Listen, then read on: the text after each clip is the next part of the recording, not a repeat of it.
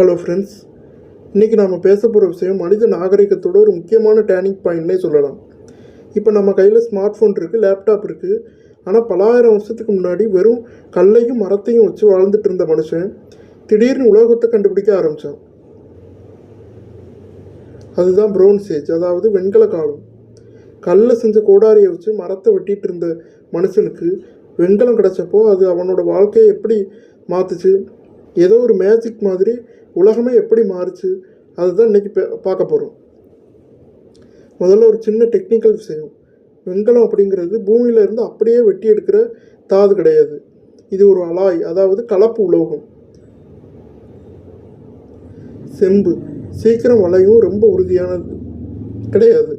ஈயம் இது ரொம்ப மென்மையானது. ஆனால் மனுஷன் யதார்த்தமாக இந்த ரெண்டையும் உருக்கி ஒன்றா சேர்த்து பார்க்குறப்போ அவனுக்கு ஒரு ஆச்சரியம் காத்துட்டு இருந்தது.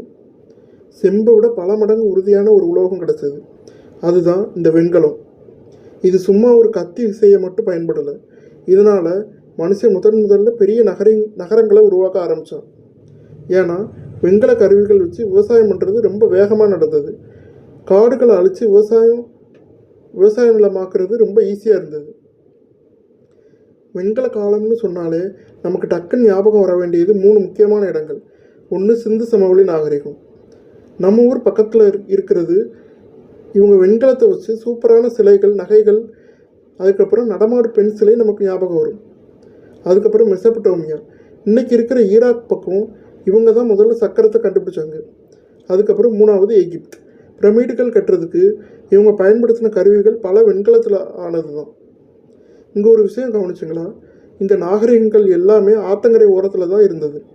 ஏன்னா விவசாயத்துக்கு தண்ணி வேணும், அதே சமயம் வியாபாரம் பண்ண படகுகள் வேணும். வெண்கலத்தை ஒரு இடத்துல இருந்து இன்னொரு இடத்துக்கு கொண்டு போக இந்த ஆறுகள் ரொம்ப உதவியாக இருந்தது.